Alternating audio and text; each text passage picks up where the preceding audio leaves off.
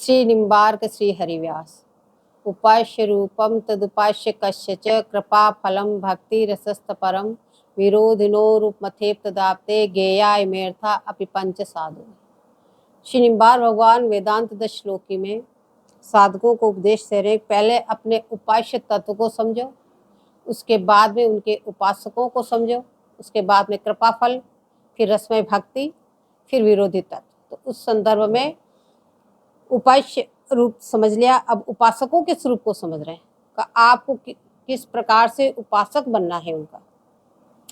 इस संदर्भ में श्री हरिव्यास देवाचार्य जी जो बता रहे, कृपा फल, कृपा का मार्ग है, कृपा मार्ग का अनुसरण करते हुए, तो उसमें 7वीं सीढ़ी बता रहे हैं, सप्तम प्रेम ही विरधावे। अब प्रेम किसे कहते हैं, बोले इसकी चर्चा हुई। अब ये प्रेम की प्राप्ति कैसे हो, मूल है तदुपास्य कस्य च, और आचार्य चरण कह रहे हैं सप्तमी प्रेम हे विरधावे। अब इस प्रेम की प्राप्ति कैसे हो, प्रेम फल को समझाया, अब कहते हैं प्रेम की प्राप्ति कैसे हो। बोले प्रेम की प्राप्ति के लिए, प्रेम फल प्राप्ति के लिए पहले प्रेम को ही बोया जाएगा तथा उनको प्रेम से ही सींचा जाएगा, अर्थात प्रेममयी उपासना से ही प्रेम मिलता है। प्रेम प्राप्त करने के लिए प्रेम रूपी बीज को बो, फिर उसको प्रेम से सिंचन करो, फिर उसमें प्रेममयी उपासना करो तो आपको प्रेम मिलता है।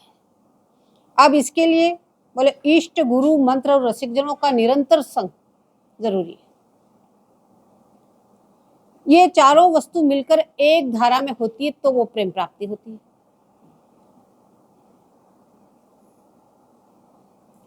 बोले इष्ट प्रियालाल हो, इसे प्रेम प्राप्ति करने के लिए बोले इष्ट प्रियालाल हो, और उन्हीं के चंचरिक बोले गुरुदेव हो, और मंत्र भी निकुंज रस का प्रकाशक ही हो, और वृंदावन के रस के रंगे रसिकों का निरंतर संग हो। ये चारों वस्तुएं ठीक ठीक प्रकार से होगी तब आपको प्रेम की प्राप्ति होगी। बोले पहली बात इष्ट प्रियालाल हो, प्रियालाल के उपासक ही गुरु महाराज हो, और निकुंज रस का प्रकाशक मंत्रराज हो, और निरंतर वृंदावन के रस के रंगे हुए रसिकों का संग हो। ये चारों बात बोले जिस साधक के चारों अंग ठीक होंगे बोले वही साधक प्रेम प्राप्त कर सकता है। ये चारों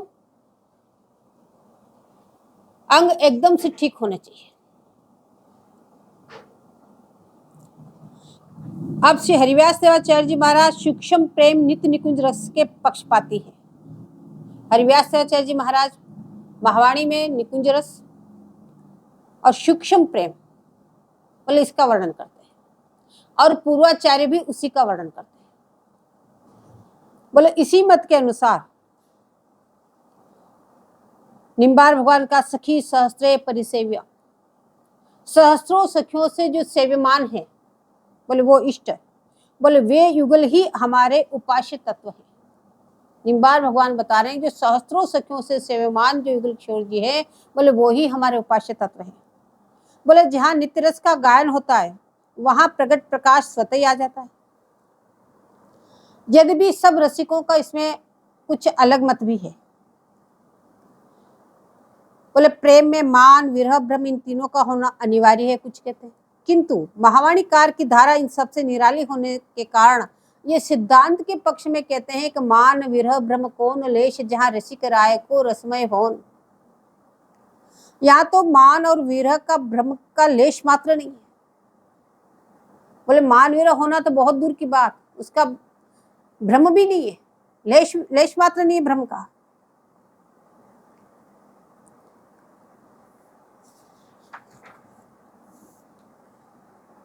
किन्हीं रसिकाचार्य ने पलकांतर विरह को माना, किसी ने स्वपांतर विरह को माना है, अथवा दोनों का हृदय अलग होने से भी दुख है।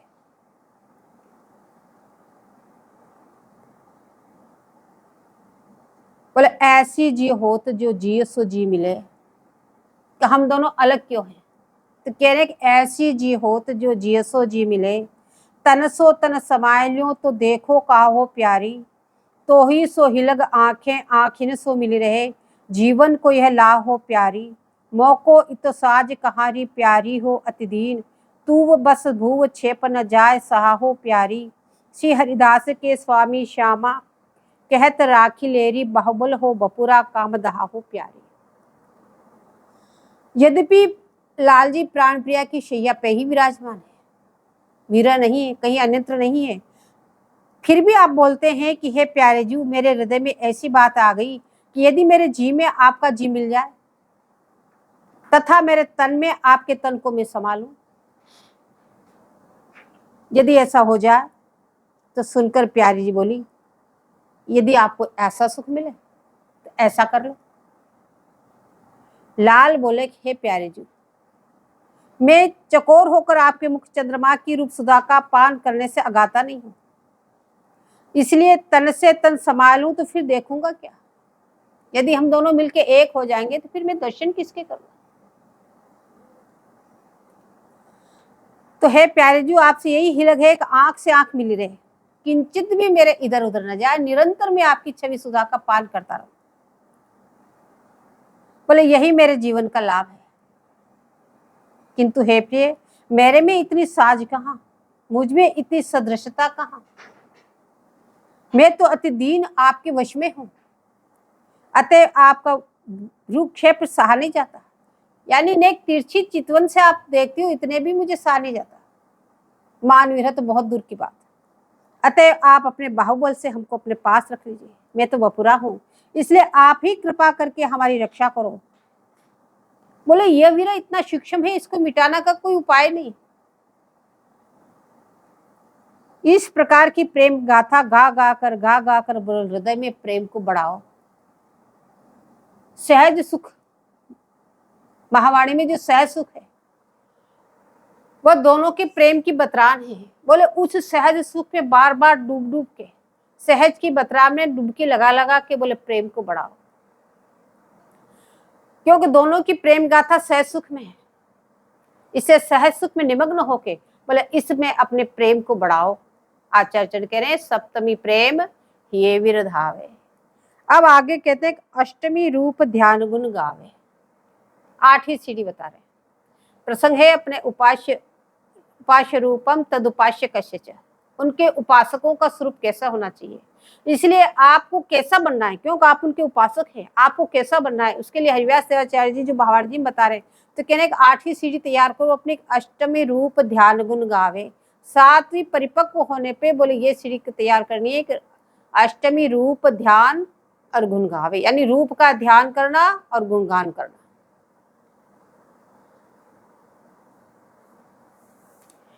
रसिकाचार्य महानुभावों ने अपनी वाणियों में युगल रस माधुरी का गायन किया, उनके रूप का गायन किया, उनके गुणों का गायन किया। बोले उनको साधक एकांत में बैठकर एकाग्र चीज से ध्यान पूर्वक उनका गायन करे और उनका चिंतन करे। ध्यान का मतलब चिंतन करना। बोले उससे क्या हुआ, बोले उससे आपका चित्त द्रवीभूत होकर के रूप माधुरी के सांचे में ढलकर तदाकार हो जाएगा। उनका गुणानुवाद करते हुए यदि उनके रूप का चिंतन करोगे तो रूप का चिंतन करते करते करते बोले आपका रूप भी उनके ओर तदाकार हो जाएगा, आपका सखी स्वरूप परिपक्व हो जाएगा। जैसे एक भृंगी कीट एक मिट्टी का घर बना के उसमें इल्ली ला के रख देता है और फिर वो उसमें ऊपर मंडराता रहता है। वो इल्ली उसका चिंतन करती रहती है कि ऐसा भ्रमी आया था, उसके पंख थे, उसके ये थे, मुझे उठा के लाया। तो उसका चिंतन करते करते इस संसार में भी वो उसी का रूप धारण कर लेता है, तदाकारता आ जाती है। तो बोले ऐसे आप यहाँ बैठे बैठे उन रूप ध्यान का गुणगान करेंगे तो बोले चिंतन करते करते करते आप में भी तदाकार वृत्ति आ जाएगी। बोले अर्थात तदाकार वृत्ति का मतलब जिस आकार की वो रूप माधुरी है उसी प्रकार के आप उनकी सेविका बन जाओ। क्योंकि यहाँ रूप ध्यान गुण गावे, रूप का ध्यान का मतलब समाधि नहीं लगाना है, चिंतन करना है, उस रूप का चिंतन करना है। कैसी हमारी प्यारी जो है, कैसे उनके चरण कमल, कैसे उनके उसमें श्रृंगार है, कैसे उनकी कटी है, कैसे उनके गले के आभूषण है, कैसे उनके मुखारविंद है, ऐसे एक एक चीज को आपको उनका चिंतन करना है। ऐसे लाल जी का, यानी नख से शिख तक और शिख से नख तक, नख से शिख तक प्रिया जी का और शिख से नख तक लाल जी का। बोले इस प्रकार से आपको निरंतर उनके रूप का चिंतन करना है। इस उत्तम अर्थ में बोले युगल की छवि को नख से शिख पर्यंत निहारते रहने की तन्मयता एवं आत्म विस्मृति के साथ तदात्म वृत्ति हो जाती है। बोले ऐसे बार बार उनका चिंतन करते करते करते बोले आपको अपनी आत्म विस्मृति हो जाएगी और उसमें तदाकारता हो जाएगी। बोले बिहरत लाल बिहारिनी दोषी यमुना के तीरे तीरे श्री बिहारिनी दासी जी की दशा यही तो हुई थी चिंतन करते करते। अब ध्यान कैसा होना चाहिए, चिंतन कैसे करें? वैसे तो चिंतन के लिए श्री हरिव्यास आचार्य जी ने पूरी महावाणी जी में सेवा सुख का चिंतन है, उत्साह सुख का है, सूरत का है, सहज का है, बहुत सारी सामग्री है।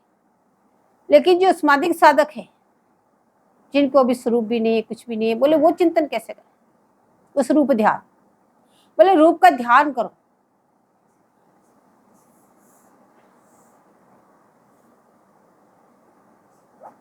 घरी 4 दिन रहो जानी के सहचरी आनी जगावे, उत्थापन का समय है। हरिव्यास आचार्य जी महाराज कह रहे हैं, बोले 4 घड़ी दिन शेष रहने पे सखियों ने उत्थापन का समय जान करके युगल किशोर जी को जगाने के लिए आई।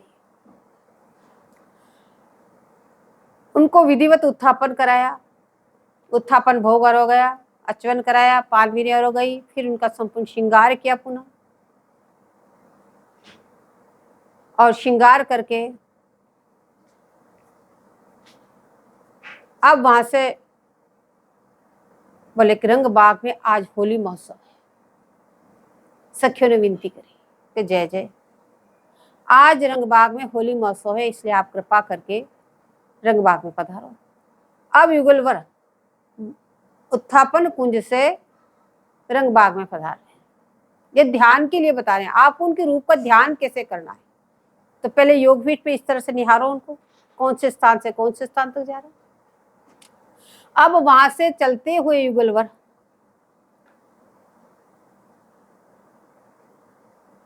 मणिमंडल पे होते हुए अष्ट मोहिनी कुंज को पार करते हुए अष्टद्वारी महल को पार करते हुए अब वहां से रंगबाग की तरफ पधार रहे हैं। बोले उस समय सभी सखियां अपनी अपनी सोज सामग्री सजा के साथ में है, कोई आगे कोई पीछे, कोई दाएं कोई बाएं। लेकिन जो आगे चलने वाली सखी है उनका मुखारविंद युगलवर की तरफ है, हाथों में वाद्य यंत्र है, सखियां गायन करते हुए चल रही है, वाद्य यंत्र बजाती हुई चल रही है और पीछे पीछे पांव से चल रही है। और पीछे सखियां, दाएं बाएं सखियां फूलों की वर्षा करती हुई चाहिए, फूलों के पदपावड़े बिछा रही है, फुलेल का छिड़काव कर रही है और गायन वाला सखियां गायन करती है। अब वो कैसे गा रही है, वो जो कुछ आगे सखियां वो कुछ दूरी पे और युगल किशोर जी की तरफ मुखारविंद करके और पीछे पीछे पांव से चलती हुई उनकी रूप माधुरी को निरखते हुए क्रियात्मक छवि छटा का गुणगान करती हुई चल रही है। अब गुणगान कर रही है तो मन मोहन बस कारिणी नकसिक रूप रसाल सो स्वामिनी नित गाइये रसिकिनी राधा बाल, रस भीनी श्री राधा जुगाइये हो गई ये मोहन जाके आधीन, नैन सलोनन ऊपर वारों खंजन मृग अरुमीन, नासा बारी सुवरनी मदि मुक्ता हल छवि देत, अति चंचल चित प्राण प्रीतम को नित ही चुराए लेत, अरुण बरन बेंदी राजत है ललित भाल छवि जाल, सहज सलोनी सोहनी जाही देखत मोहे लाल, अति अद्भुत वर बनक की सोहे तनक कनक की आड़, निरखत नागर नाह के चित होत चोगुनो चाड़, ही को हरणी को फवे सिर टीको जटित जराय, जी को जीवन जानी है जो देखत रहत लुभाय, मुक्तावली सो हिलिज मिली है अलकावली अनु, रसिया रसिक बिहारी को मन विवश होत लखिरूप, सोहत कोमल कनक जरे नग करन फूल समतूल, मदन मोहन जीय जीवनी तनकी मेटत मन मथशूल, गोल कपोल अरुण अधरन छवि चिबुक डिठोना चार, कंठ पोत जग ज्योति उरस्थल राजत हीरन हार, कसी अतलसी कंचुकी कुच पर बाहुन बर केयूर, श्याम चूरी कंकन पहुँची करपत्र प्रभा भरपूर, अंगुरिन में मुंदरी मणिमंडित करतल मेहंदी लाल, कटिय तीक्षीण कसी लहंगा पर क्षुद्रावली छवि जाल, पीन नितंब रंब जंगा जुग जानु पिंडूरिया सुधार, अटी रहत अतरोटा ओटनी तदपि मचावत मार, जय हरि नूपुर चरण पृष्ठि पर रतन जटित पदपान, अनवट बिछयन की छवि देखत मोहत रसिक सुजान, और कहाँ लगी बरनिये अवरन अंग अंग ओपार, गौर गात अवदात अनुपम पहिर नीलांबर सार, रिमझिम डोलत सहचरी संग लिए दिए भुजा पिय अंश, मानहु रूप सुधा सरवर में सोहत हंस निहंस, नाना केलि कला को तूहल विलसत हेव नमाय, सकल सुखन की संपत्ति दंपति देखत द्रगन अगाय, मंद मंद मृदु हसन मनोहर लसन दसन मुख चंद, करत प्रकाश सकल बन बीथिन निरखत बढ़त आनंद, नवल लाडली लाल ललित रस लीला सहज सुदेश, गावत सुनत सराहत जे को केह सुकृत विशेष, यह जो ध्यान हिय धरनी में धरि सुमिरत साँझ सवार, श्री हरिप्रिया रीज अपनपो देतन लावत बार। अब यहाँ पर युगलवर मंथर गति से चल रहे हैं, हंस गति को विलजित चलते हुए। उधर सामने वाली सखी जन गायन द्वारा परस्पर कह रही कि हे सखी, श्री रसभीनी श्री राधा जी गाइए, बोले हो गाइए।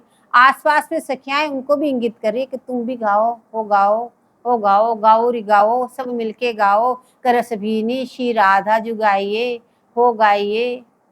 बोले हो मोहन जाके आधी, बोले ऐसी रसभीनी श्री राधा जी को गाओ जिसमें बोले लाल जी कितने अधीन हुए जा रहे हैं। इस समय लाल जी प्रिया जी के रूप में कितने मोहित हैं, उस बात को देख के सहचरी जी कह रही है, बोले रसभीनी श्री राधा जी गाइए, हो गाइए, सब मिलके गाओ री गाओ।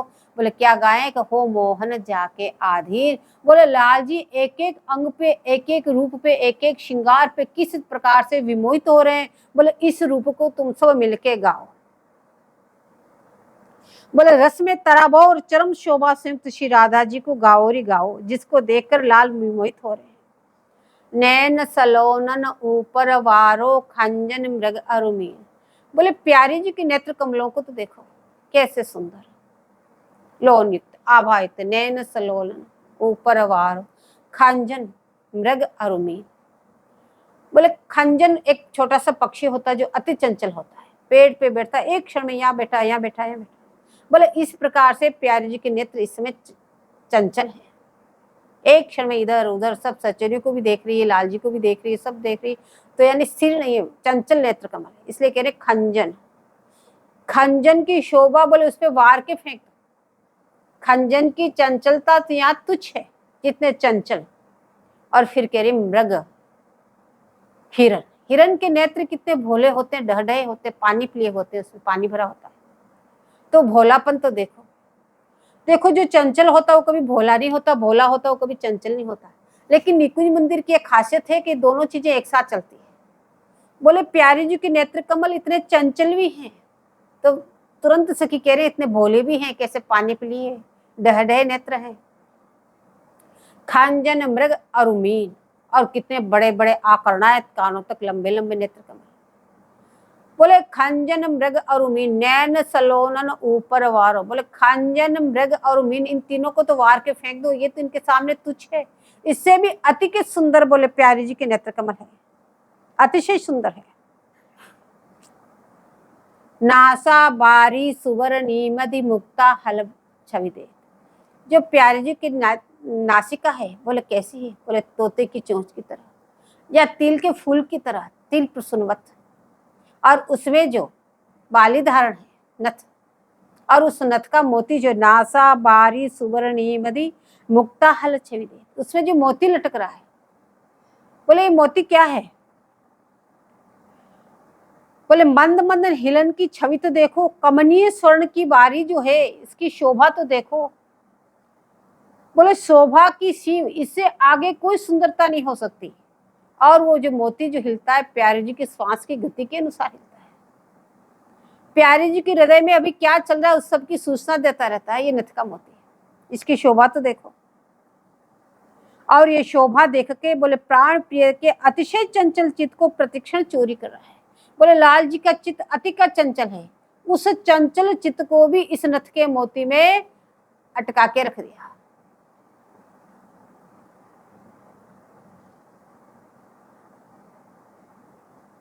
अरुण बरन बेंदी राजत है ललित भाल छवि जाल, और सहज सलोनी सोहनी जाही देखत मोहे।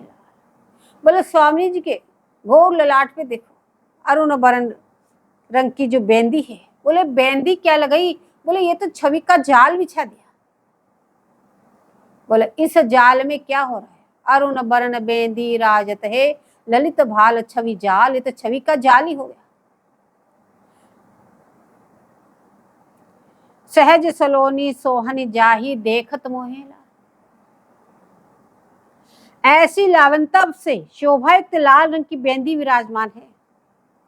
इस शोभा को देख के बोले लाल जी का मन रूपी पक्षी इस छवि के जाल में फंस गया।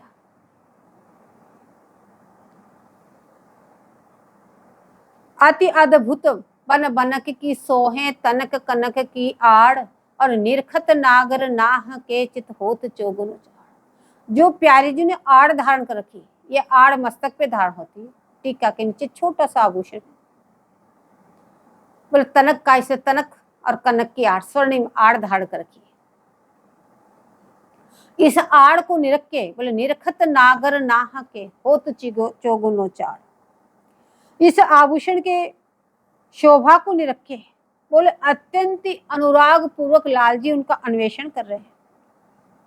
और उसको देखकर जो चतुर प्रियतम है उनके हृदय में उथल पुथल हो रही है। हो तो चौगुनो चाड़, यानी 4 गुनी प्रचंड तीव्र इच्छा उदय हो रही है, वो उथल पुथल और ज्यादा होगी उस शोभा को निरख के। ही को हरणी को फवे सिरटी को जटित जराय, बोले जी को जीवन जानी है जो देखत रहत रवाय। स्वामी जी के मस्तक में जो टीका धारण है, बोले वो अत्यंत ही सुहावना मणियों से जड़ावयुक्त जगमगाता हुआ सुशोभित हो रहा है। और यह परम उत्तम और सुहावना होने से बोले लाल जी के चित्त को निरंतर हरण कर रहा है, लाल जी के हृदय को हरण कर रहा है। इसी का जी को जीवन जानी है जो देखत रहत उलवाए, जो इसको देख के निरंतर लुंठित हो रहा है, बोले वही जान सकते हैं कैसा ये सुंदर ये टीका है। मुक्तावली सो हिली जो मिली है अलकावली अनु, रसिया रसिक बिहारी को मन विवश होत। अब स्वामी जी के मुखारविंद में जो एक लट छूट के आई, उधर चंद्रिका से जो दोनों तरफ मोतियों की लड़े लटक रही है, बोले उनमें से वो लटों में से वो मोतियों की लड़ उलझ गई है। और प्यारी जी की गर्दन की ऐसे हिलन डुलन से वो मुक्तावली जो हिल रही है, और उसमें अलकावली में कभी वो मुक्तावली छिप रही कभी बाहर आ रही, ऐसी शोभा हो रही है कि चमचमाती हुई मुक्तावली है और वो उधर में घन के समान अलकावली है, जैसे घन से बार बार बिजली चमक रही हो। बोले ऐसे बोले हिल मिल के अनुपम शोभा को प्राप्त हो रही है। इस छवि छटा को देखकर बोले रसलोलुप लाल जी जो रसिक बिहारी है, रसिकों की शिरोमणि है, उनका भी मन विवश होकर रह गया।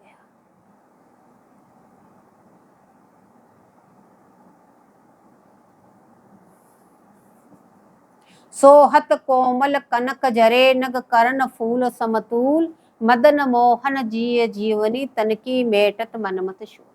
सोहत कोमल, अति सुंदर सुकोमल, कनक सोने से जड़ावयुक्त मीनाकारी का काम। बोले क्या है? कर्णफूल। सोहत कोमल कनक जरे नग कर्णफूल समतूल, कर्णफूल समतूल है, दोनों कानों के एक जैसे, एक समान, छोटे बड़े उनकी जो ऊपर चित्रकारी दोनों की एक समान है।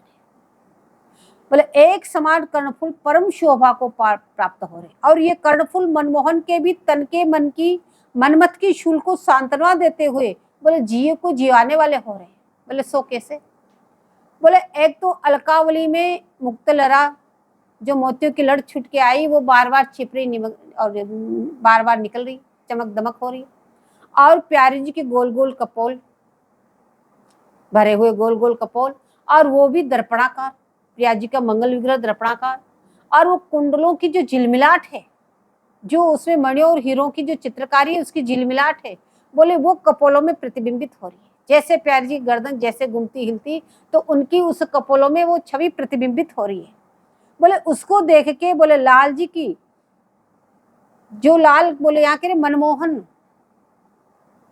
जो समस्त भगवत स्वरूपों के मन को मोहित करने वाला, समस्त ब्रजमंडल में अपनी धूम मचाने वाला जो रूप है, सबको अपने रूप से मूर्छित करने वाला, करोड़ों करोड़ों कामदेव को जो मूर्छित कर दे, इसलिए बोले उसका नाम मनमोहन।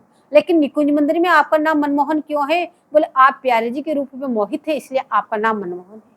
बोले उस मनमोहन के मन को भी मोहित करके इन कुंडलों की जो कर्णफूल है, इन्होंने इस छवि में अटक के रह गया लाल जी का मन।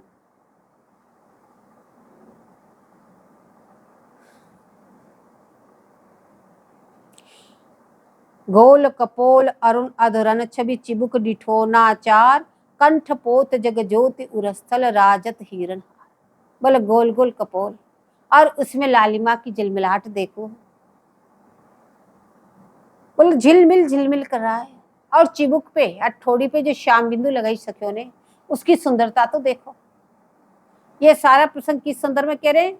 अष्टमी रूप ध्यान गुण गावे। रूप का ध्यान करना है तो एक एक चीज का इस तरह से आपको ध्यान करना है, तो आपकी 8वीं सीढ़ी पूरी होगी।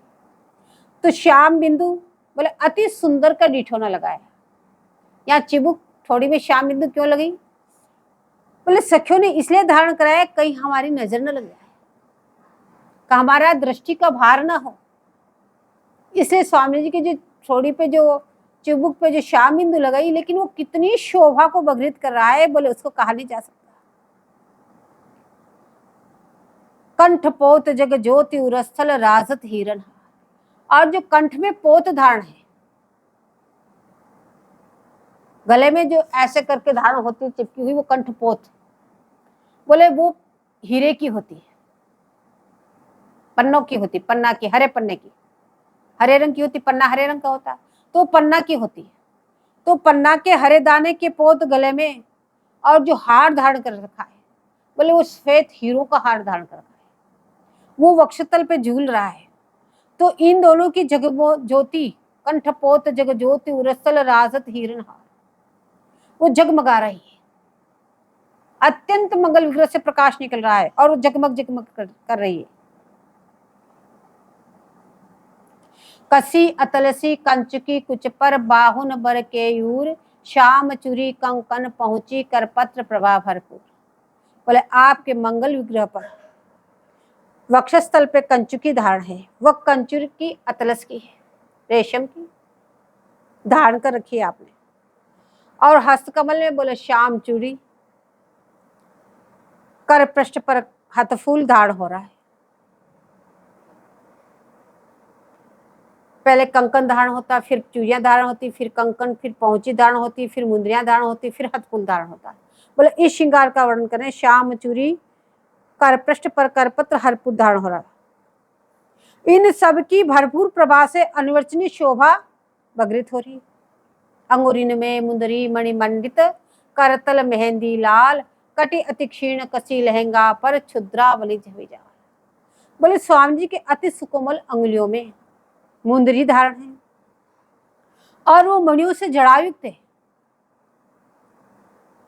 और वो मणिया श्याम रंग की है।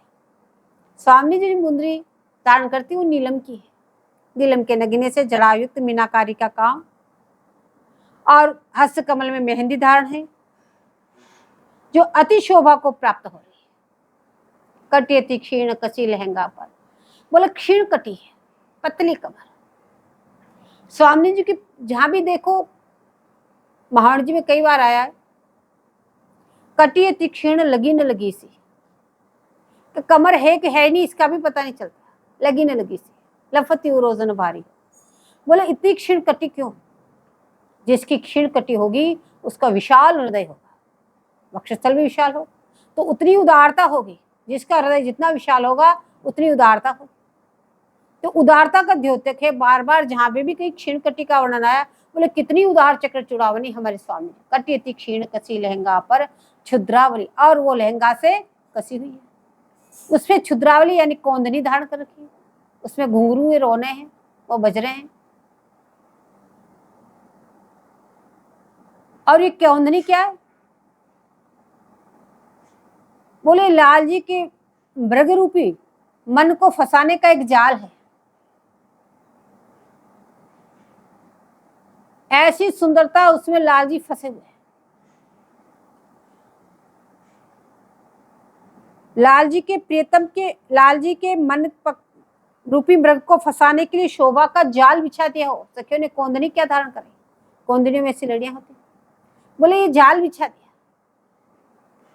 पीन नितंब रंब जंगा जुग जानु पिंडुरिया सुधार अति रहत अतरोटा ओटनी तदपि मचावती मार। बोले स्थूल नितंब है, कदली स्तंभवत, स्थूल ही उभय जंगा है, सुधार चूड़ी उतार दोनों पिंडरियां हैं। बोले ये सारी संपत्ति यद्यपि अतरोटा के अंदर छिपी हुई है। अतरोटा कहते लहंगा को, अटी रहत अतरोटा उधर। ये सारी संपत्ति प्यारी जी की लहंगा के अंदर छिपी हुई है, अतरोटा के अंदर छिपी हुई है। लेकिन ऐसी सुंदरता उस अंतरपट से, अतरोटा से भी आवृत होने पर भी अपनी सुंदरता की धूम मचा रखी है। जहरी नूपुर चरण पृष्ठि पर रतन जटित पदपान अनवट बिछियन की छवि देखत मोहत रसिक सुजा। अब चरणों में नूपुर, पायल, अनवट बिछिया और पदपान धारण कर रखा है। एक एक शोभा को सखी ने रख के कैसे रूप का ध्यान करना है। मूल को नहीं भूलना। मूल क्या है?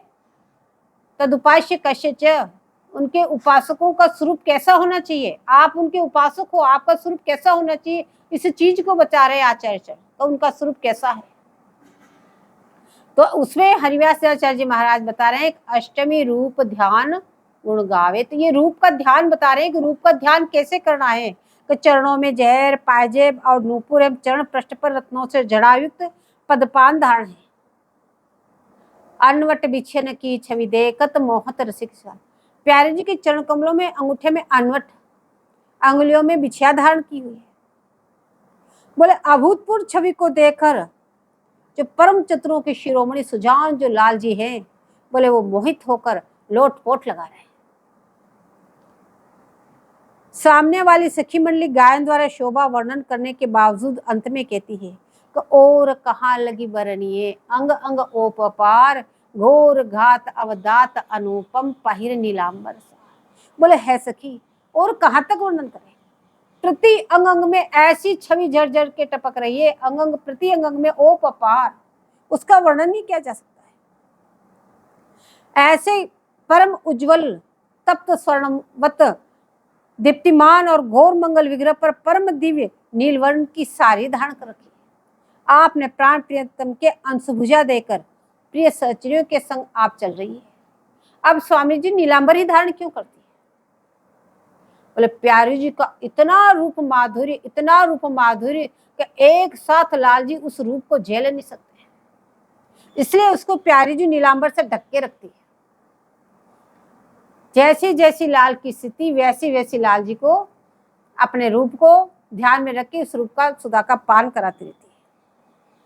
बोले प्रिय सज्जनों के संग आभरण से युक्त चरण विन्यास पूर्वक रिम जिम डोलत सहचरी संग लिए दिए भुजा पिय अंश मानहु रूप सुधा सरोवर में सोहत हंसनी।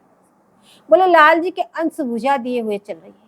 बोले रिम झिम ऐसे झकमगाहट चल के साथ बोले धीरे धीरे हंस गति को विलजित करते हुए चरण विन्यास करती हुई बोले स्वामी जी चल रही है। और आस पास में जो सखियां हैं चारों तरफ, बोले क्या शोभा खिली। बोले ये रूप का सरोवर है, ये सखियां भी कोई कम नहीं। सखियां कैसी है? बोले हूबहू स्वामी जी जैसी, ऐसी ही सुंदर। बोले ये रूप के सरोवर में दोनों हंस हंसनी युगल किशोर जी किलोल कर रहे हैं। नाना केली कला को तूहल विलसत है वन माय सकल सुखन की संपत्ति दंपति देखत द्रगन अगाय। अब इस प्रकार से वहां से अष्टद्वारी महल से चलते चलते चलते रंगबाग में पहुंचे। अब रंगबाग की शोभा निरखते हुए यहाँ पे नाना प्रकार की केली कर रहे हैं। तो यह सखियां कह रही नाना केली कला को तूहल विलसत है वन माय सकल सुखन की संपत्ति दंपति देखत द्रगन अगाय। अब यहाँ पे कितने प्रकार के विनोद है। कहाँ श्याम तमाल पे स्वर्णलता लिपट रही, उसको देख के लीला कर रहे हैं, कहीं मीर नृत्य कर रहे हैं तो उसको देख के लीला कर रहे हैं, कहीं हंस सारस के को देख के लीला करें। ऐसे अनेक प्रकार की यहाँ पे लीलाएं, अगर इन लीला को कहेंगे तो बहुत लंबा विषय आगे चला जाएगा। तो इसलिए ये लीलाएं उत्थापन के समय उसमें चिंतन करने की है। नाना केली कौतूहल में अनेक लीला हैं, किंतु स्थाना भाव से यहाँ नहीं कही जा सकती। संपूर्ण सुखों के नाना केली कला कौतूहल विलसत है वनमाय, सकल सुखन की संपत्ति दंपति देखत द्रग नगाय। संपूर्ण सुखों के मूल महोदधि युगल किशोर जी के दर्शन करते करते नेत्र अगाते नहीं है। सखी से सखी केरी देखो सखी। संपूर्ण सुखों के सुखों का सुख का सार के सार स्वरूप बोले युगल किशोर जी है। बोले संपूर्ण सुखों के प्रदाता ये युगल किशोर जी। बोले इनकी जो रूप माधुरी है इस समय इसको देखते देखते हमारे नेत्र अगाते नहीं, तृप्त नहीं हो रहे। बोले निरंतर इसी रूप सुधा को पान करते रहे। बोले ऊपर से मंद मंद मृदु हसनी मनोहर लसन दसन मुख चंद करत प्रकाश सकल बन बीथन निरखत बढ़त। बोले इधर में मंद मंद मुस्कुरा रहे हैं। अब मंद मंद मुस्कान में आवाज नहीं आती। जहाँ पे हंसी का वर्णन है वहां पे आवाज आती है हंसने की। जहाँ मंद मंद मुस्कान है वहां पे आवाज नहीं आती, केवल अधर पलव थोड़े से खिलते हैं। उसमें दंत पंक्ति के दर्शन होते हैं। मंद मंद मृदु हसन मनोहर लसन दसन मुख चंद करगत प्रकाश सकल बन बीथन निरखत बढ़त आन। ऐसी मंद मुस्कान के साथ अब जो मंद मुस्कान से जो दंत पंक्ति के दर्शन हुए, उस दंत पंक्ति से जो प्रकाश निकला, बोले सारा वनराज जगमग जगमग करने लग गया। ऐसी दंत पंक्ति के वर्णन कौन कर सकता है। नवल लाडली लाल ललित रस लीला सहज सुदेश, गावत सुनत सराहत जेको किए हैं सुकृत विशेष। बोले ऐसे नवल लाडली लाल, नित्य नए नित्य नए नित्य नए, हर क्षण रूप भी नया, हर क्षण लीला भी नई। बोले ऐसे लाडली लाल प्राण प्रिया के प्रति नवीन नवीन लालसा युक्त प्रीतम आप दोनों की क्रीड़ात्मक रश्मि लीला के स्वाभाविक स्वदेश का लीला सहज सुदेश। ये जो लीला है बोले सहज है, कोई चेष्टित नहीं है कि लीला युगल किशोर जी चेष्टित होकर कर रहे हो, ऐसी बात नहीं है। बोले स्वाभाविक है, सहज है, निरंतर नित्य रस में डूबे रहते हैं, निरंतर नित्य विहार अबाध गति से चलता रहता है, तो ये सहज है। बोले इन लीलाओं में इस तरह से डूबे हैं युगल किशोर जी। बोले गावत सुनत सराहत जेव। महावाणी जी का सिर्फ एक ही पद के लिए आचार्य चरण कह रहे हैं, जो कोई इस एक पद को गाएगा, गायन करेगा या सुनेगा या सराहना कर लेगा, तो बोले ये पद है उसकी सराहना ही कर ले। गावत सुनत सराहत जे कोई भी बोले किए हैं सुकृत विशेष। बोले जरूर जरूर उसने कोई न कोई ऐसा सुकृत किया है जिससे ये फल मिला। किंबा यूं कह लें कि वास्तविक सुकृत तो यही है, विशेष सुकृत तो यही है जिसको कोई गाए सुने और इसकी सराहना करे। बाकी तो सब ठीक है, लेकिन वास्तविक सुकृत यही है। गावत सुनत सराहत जे को किए हैं सुकृत विशेष। अब आचार्य आज्ञा प्रदान कर रहे हैं, अष्टमी रूप ध्यान गुण गावे, रूप का ध्यान करना है और उसका आज्ञा प्रदान कर रहे हैं। कब? यह जो ध्यान ही धरणी में धरी सुमिरत साँझ सवार, श्री हरि प्रिया रीज आपन पो देतन लावत पार। बोले इस पद का एक ध्यान जो कर ले, ध्यान का मतलब चिंतन जो कर ले। बोले कैसे चिंतन करना है? ऐसे निकुंज मंदिर में जहाँ पे अष्टद्वारी महल से रंगबाग में गुल किशोर जी पधार रहे हैं, वहां पे तुम अपने हृदय को पद पावड़े बना के बिछा दो। फिर इसके इनके रूप का चिंतन करो।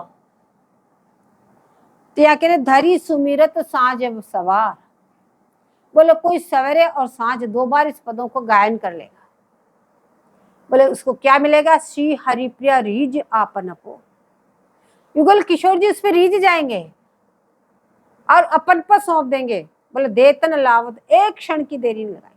वैसे वास्तविक अर्थ तो यह है कि यह जो ध्यान है धरनी में धरी सुमिरत सांझ सवार, संध्या से लगाकर सवेरे, सवेरे से लगा के संध्या तक इसी रूप का चिंतन करते रहो, चिंतन करते रहो। जो इस तरह से चिंतन करेगा बोले उसको निश्चित युगल किशोर जी प्राप्त होंगे और युगल किशोर जी अपन पर उसको सौंप देंगे। वो निश्चित निकुंज मंदिर में जाएगा और निकुंज केश की ताली युगल किशोर जी उस सखी के हाथ में सौंप देंगे। बोले एक क्षण की देरी नहीं लाएंगे, सर्वथा अधीन हो जाते हैं युगल किशोर जी। बोले कैसे अधीन हो जाते हैं? अब तो सखी सुलाएंगे तो सोएंगे, पवाएंगे तो पाएंगे, स्नान कराएंगे तो स्नान करेंगे, लीला विलसने के लिए कहेंगे तो लीला विलास करेंगे। ऐसे सर्वथा सखियों के अधीन हो जाते हैं। बोले ऐसा इष्ट कहीं देखें। यह जो ध्यान है धरणी में धरी सुमिरत साँझ सवार, श्री हरिप्रिया रिज आपन पो देतन लावत बार।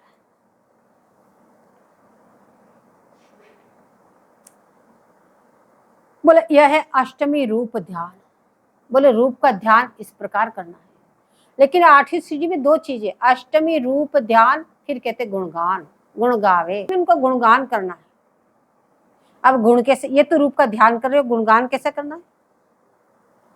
अब बता रहे हैं कि यहाँ पे गुणगान करने के लिए बोले जीव 2 प्रकार के होते हैं, एक तो जीवित, दूसरा मृतक। जीव 2 प्रकार के होते हैं, मनुष्योनि में भी 2 प्रकार के जीवात्मा है, एक तो मृतक जीवन, एक जीवित जीवन। बोले मृतक जीवन किसका है? जो गुणगान से रहित हो, जो युगल किशोर जी का गुणगान नहीं करते, जो ठाकुर जी का गुणगान नहीं करते, बोले वो तो मृतक जीवन है। और जीवित जीवन वो है जो निरंतर युगल किशोर जी का गुणगान करते हैं, वो ही जीवित जीवन है। गुणगान रहित जीवन मृतक जीवन है और गुणगान सहित जीवन जीवित है, एवं वास्तविक जीवन भी यही है।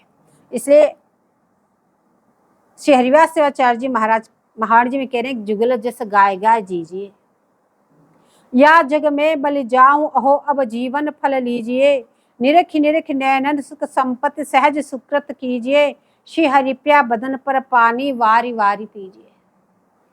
बोले निरंतर युगल किशोर जी का गुणगान करते रहो, जुगल जस गाय गाय जीजिए। गुरु महाराज ने जब चारों धाम की पैदल यात्रा करी तो गुरु महाराज ने बताया ये कम से कम 80-85 साल पहले की बात है, कोई ज्यादा पुरानी बात नहीं है। तो बोले उस समय दक्षिण भारत में एक ऐसा गांव आया जहाँ पे लोगों से पूछा जा रहा था, बोले आपकी उम्र कैसी? आपस में कोई मिलते तो सहज पूछ लेते हैं भाई आप कितने साल के, हम कितने साल के, ऐसे बात चर्चा हो जाती है। तो जो 80 साल का बुढ़ा था वो भी कोई बता रहा मेरी 40 साल की उम्र है, कोई कह रहा मेरे 50 साल की उम्र। तो बोले हमको बड़ा आश्चर्य हुआ। हमने पूछा भाई आप अपनी उम्र इतनी कम क्यों बता रहे हैं? आप दिखने में तो इतने बुजुर्ग लग रहे हैं, फिर भी आप अपनी उम्र इतनी कम बताते हो, क्या बात है? तो उन्होंने बताया, बोले महाराज हमारे गांव में एक नियम है, हम हमारे जीवित जीवन को ही उम्र मानते हैं। जितना हम 24 घंटे में भजन करते हैं उस हमने कॉपी बना रखी सबने, उसी घंटे को उसमें लिखते हैं। जितना एक दिन में कितना भजन किया उस घंटे को हमने इसमें लिख दिया। बोले आज दिन तक कितने घंटे भजन किए उसी तरह से हमने दिन बनाया, उसके महीना बनाया और साल बनाया, उसके हिसाब से हम अभी 45-50 साल के हुए। बाकी जीवन तो जो हमारी उम्र गई वो तो मृतक जीवन था, तो मृतक जीवन की हम गिनती नहीं करते। ये ज्यादा पुरानी बात है, 80 साल पहले भी ऐसे लोग थे जो अपने जीवित जीवन ही जीते थे। तो यहाँ आचार्य आज्ञा प्रदान कर रहे हैं कि जुगल जैसे गाय गाय जीजिए। बोले वास्तविक जीवित जीवन भी वही है, वास्तविक जीवन भी यही है जो निरंतर युगल किशोर जी का जो गुणगान करते हैं।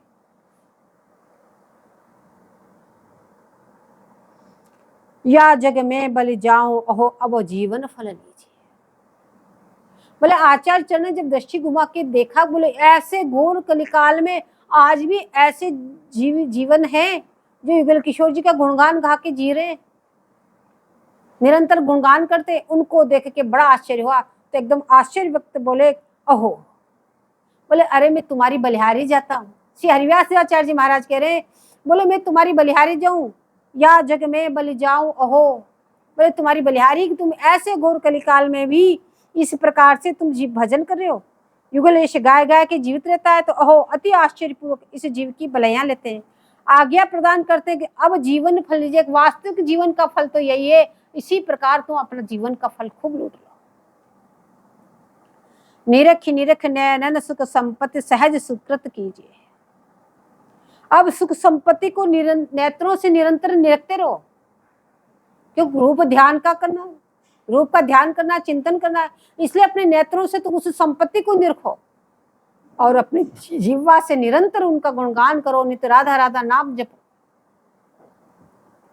बोले ऐसे निरखते हुए सहज सुकृत, बोले ये अचेष्टित स्वाभाविक जो सुकृत है, बोले उसको तुम लाभ प्राप्त कर लो। श्री हरिप्रिया वदन पर पानी वारी वारी पीजिए। बोले युगल किशोर जी के दोनों के मुखारविंद के पानी वार वार के पी लो। बार बार आचार्य चरण श्री हरिव्यास सेवाचार्य जी महाराज महावाणी जी में पानी वार के पीना कहते हैं, फेंकने के लिए नहीं कहते। चाहे आरती करते तो भी कहते पीवत पानी वारी के, पानी वार के पीना है, फेंकना नहीं है। और यहाँ पे भी कह रहे हैं ये सबसे बड़ा सुकृत है, सबसे बड़ा कार्य पानी वार के पियो। बोले पानी वार के फेंकना इसलिए नहीं है कि देखो युगल किशोर जी की छवि पे वो पानी वार के आया है, और वो यदि फेंका गया तो तुम्हारे पैरों पे भी पड़ता है, और यदि तुम्हारे पैरों पे पड़ा तो अपराध लग जाएगा।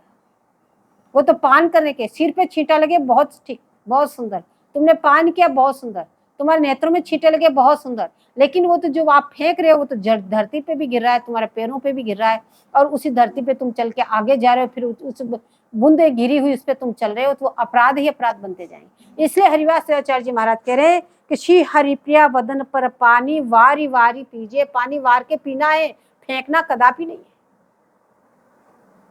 और श्री भरदेवाचार्य जी महाराज भी इसी बात का उपदेश कर रहे हैं। मनवच राधा लाल जपे जिन अनायास सहजैया जग में सकल सुकृत फल लाभ लयोतिन जप तप तीरथ नेम पुण्य व्रत शुभ साधन आराधन ही बिन जय श्री भट्ट अति उत्कट जाकी महिमा अपरंपार अगमनी। श्री भरदेवाचार्य जी महाराज कह रहे हैं, श्री हितु सचरी जी कह रही है कि जिन्होंने मन से वचन से क्रम से जिस महाभाग ने युगल किशोर जी का निरंतर नाम जाप कर लिया, बोले वो इस घोर कलिकाल में रहते हुए भी, घोर कली से बलित जगत में रहते हुए कलिक के प्रभाव में भी उसने सकल सुकृत कर लिया।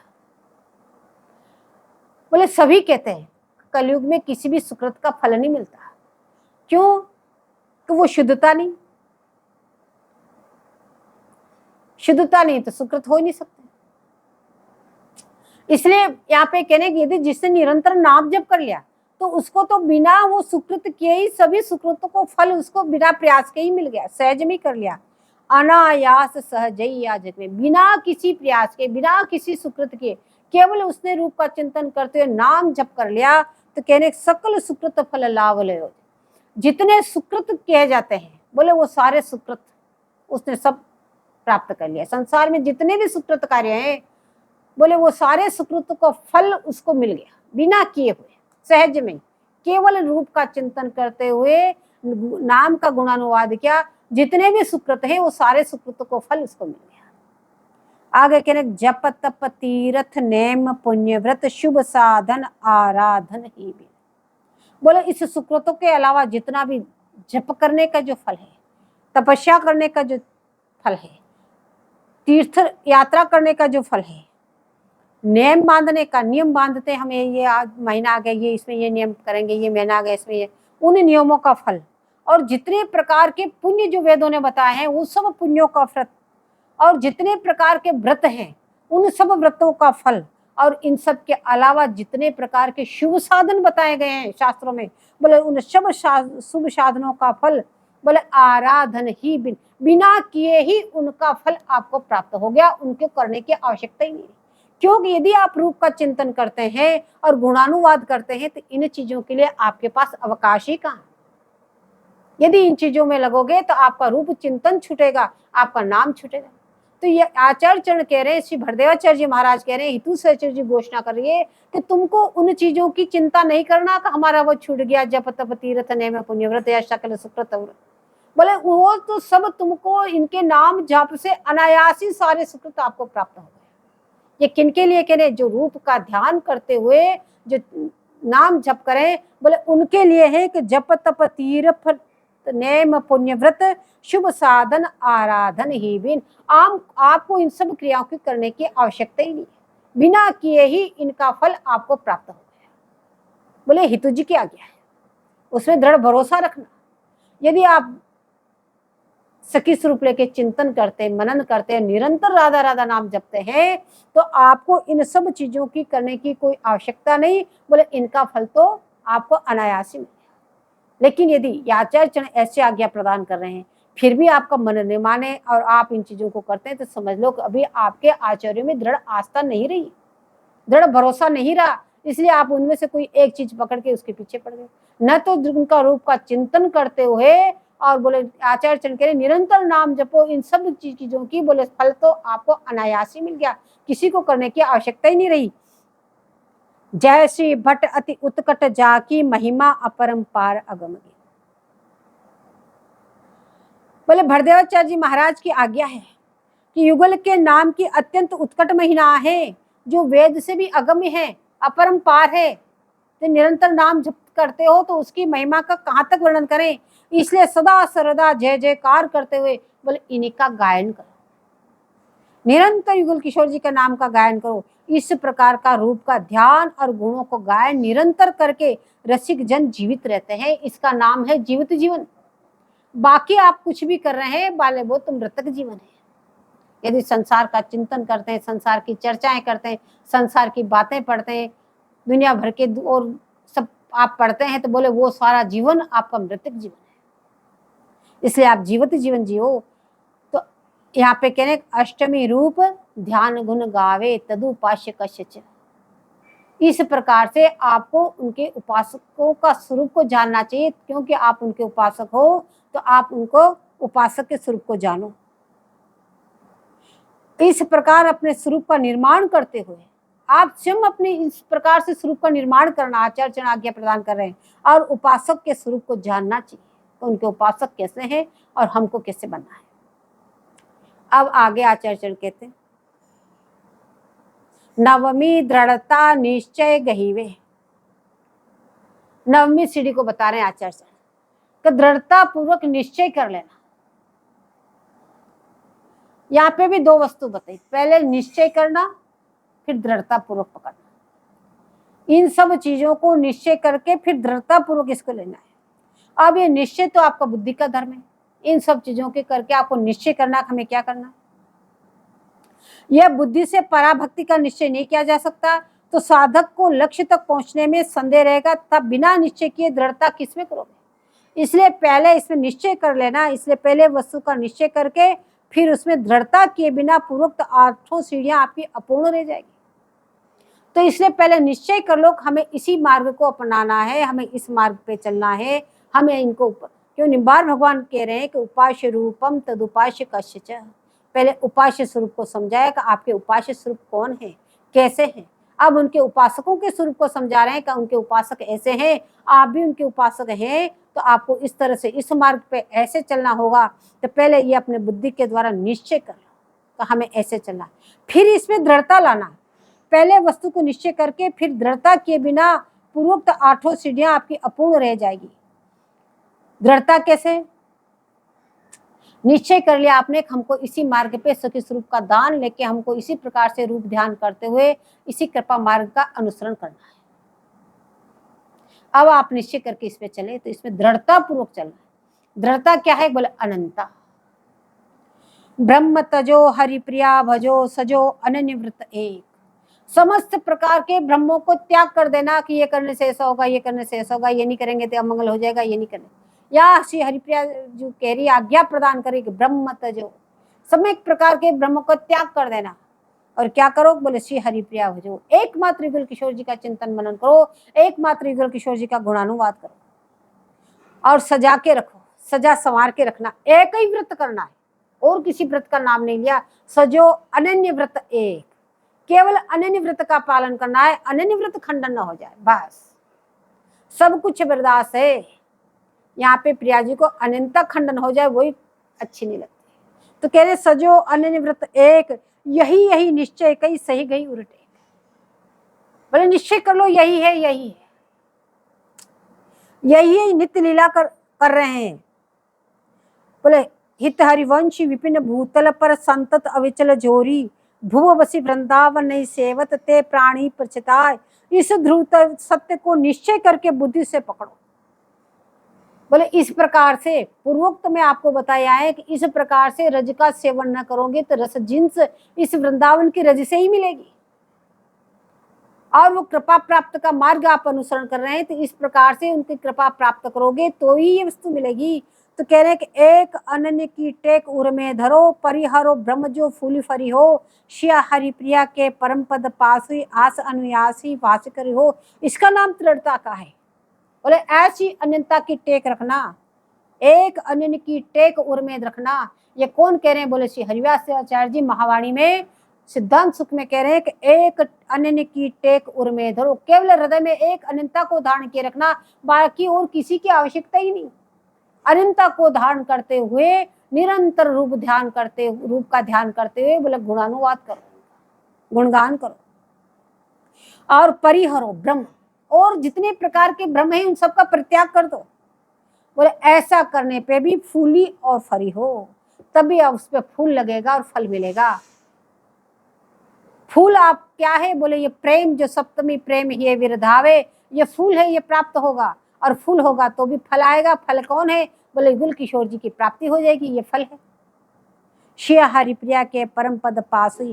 बोले ऐसे उत्कृष्ट शिव गुल किशोर जी के चरण कमल कोई साधारण नहीं है, जहाँ निगम निगम आगम अगम लही न सके गुण ग्रंथ, नेम प्रेम ते पर चलो परंपरा को पंथ, जहाँ पे वेदों की गमनी, निगम की गमनी, जहाँ पे श्रुति पुराण पहुंच नहीं सकते। बोले ऐसा दुर्लभ जो पद है, बोले आपको कैसे मिलेगा? बोले ऐसे यदि आपने अपने अनंतता की टेक हृदय में धारण करके ये जो 9 सीढ़ियां अब तक बताई, बोले इसको, इस एक ही पद को दृढ़तापूर्वक यदि आपने पकड़ लिया तो कह रहे हैं कि परम पद पास हुई, आस अनुयासी वासी करी। परम पद कौन सा है? ये सखी स्वरूप ही परम पद है। बोले इसकी प्राप्ति हो जाएगी। बोले किस प्रकार से? बोले अनायास, बिना किसी प्रयास के। बोले वास करी हो, अनायास उनके चरण कमलों में आपको स्थिर स्थान मिल जाएगा। बोले इसका नाम है दृढ़ता। बोले अनंतता की टेक किस प्रकार से रखनी है हमको? बोले इसके बता रहे, बध्यो बतिक पर्यो पुण्य जल उलटी उठाई चोंच, तुलसी चातक प्रेम पट मरथों लगी न खोज। बोले गंगा के किनारे वृक्ष पर एक चातक पक्षी बैठा हुआ है, प्यास के मारे व्याकुल पीऊ पीऊ की रट लगा रहा है। उसी समय एक बधिक आया और उसके बाण मार दिया, जिससे चातक फड़फड़ाता हुआ गंगा जल में गिर पड़ा, किंतु उसने अपनी चोंच ऊपर उठा ली, इसलिए कि मैं स्वाति जल का अनन्य याचक हूं, और मेरे मुंह में कहीं ये गंगा जल नहीं चला जाए। जिस गंगा जल का एक आचमन करके बड़े बड़े सिद्ध मुनिजन देवतागण मुक्ति लाभ करते हैं, महापापियों के लिए तो पतित पावनी सर्वोच्च मुक्तिप्रद वही गंगा जल आज अंत समय में अनन्य चातक के मुंह में जाने से उसका अनन्य व्रत नष्ट हो रहा है। कितनी पवित्र गंगा जल, सबके लिए पवित्र, लेकिन जहां अनंता का नाम आता है, बोलो चातक देखो पपैया, उसका अनन्य व्रत एक स्वाति जल को ही ग्रहण करूंगा, तो उसके लिए उसने चोंच को ऊपर उठा ली और ऐसी बंद कर दी, मरते दम तक उसने वो जल अंदर नहीं जाने दिया। अर्थात उस प्रेमी चातक ने मरते दम तक अपने प्रेम रूपी वस्त्र से अन्याशी रूपी खोचा नहीं लगने दिया। अनंतता का धारण करने का अर्थ ये नहीं कि हम दूसरों का अपमान कर रहे हैं, दूसरे का सर्वश्रेष्ठ नहीं, सभी अपनी अपनी जगह सभी सर्वश्रेष्ठ है, अपने अपने लिए सभी बहुत अच्छे हैं, लेकिन हमारे इष्ट कौन है? हमारा किससे काम चलेगा? हमें उसकी अनंतता को धारण करना। अन्य जल सींचे वृक्ष की छाया ते बरुघाम, तुलसी चातक बहुत यह प्रवीण को काम। बोले वैसे तो अन्य बहुत कहलाते हैं, लेकिन यहाँ पे तो बोले चतुर चातक अनन्य व्रतधारी चाहिए। वो कैसे हैं? तो यहाँ उदाहरण दे रहे, चातक तो बहुत हैं, लेकिन किंतु स्वाति के अतिरिक्त अन्य जल से सींचे हुए वृक्ष की छाया में कठिन झांक अच्छी है। बोले जो अनन्य चातक है वो उस वृक्ष पे भी नहीं बैठता जिसमें स्वाति नक्षत्र से सिंचन नहीं हुआ। किस बात का संकेत कर रहे हैं? बोले उसी रस का पान करना है, करो मोह रसना यही रस पान। अन्य उसकी झांक भी अच्छी है, ऐसे दृढ़पन को निभाना बोले विरले चातकों का ही काम। इस प्रकार से बोले नवमी दृढ़ता, ऐसे अनंता को दृढ़ता पूर्वक पकड़ लेना। ऐसे नहीं कि एक दिन कर लेते हैं तो क्या फर्क पड़ता है। जिनके यह अनन्य उपास, श्री हरिव्यास आचार्य जी महावाणी में कहते हैं किस प्रकार से दृढ़ता लानी है। बोले जिनके यह अनन्य उपास, तिनको प्रिया लाल हितकरी राखे अपने पास, माया त्रिगुण प्रपंच पवन की अंचन आवे तास, श्री हरिप्रिया निपट अनुवर्तनी वे निरखे सुखरास।